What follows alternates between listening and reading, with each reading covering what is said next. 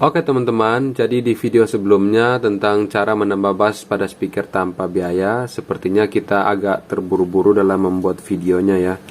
Sehingga di bagian perbedaannya dengan menggunakan komponen yang saya berikan di video itu atau tanpa menggunakan komponen tersebut tidak ada ya, tidak disertakan dalam video tersebut. Sehingga pada video kali ini kita akan melihat lebih jelas ya suara dari speaker dengan menggunakan komponen tersebut atau tanpa menggunakan komponen tersebut ya.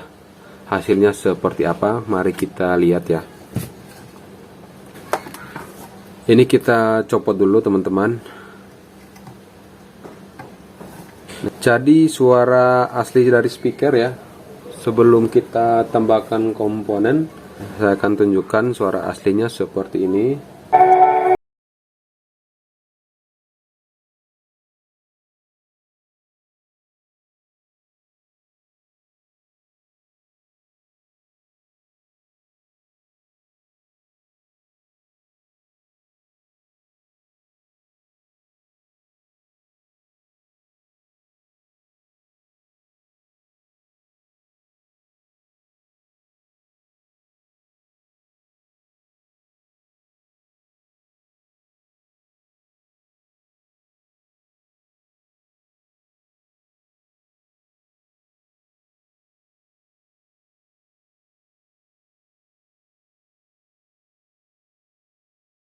Jadi bassnya biasa saja teman-teman ya. Dan ini kalau kita sambung menggunakan komponen ini,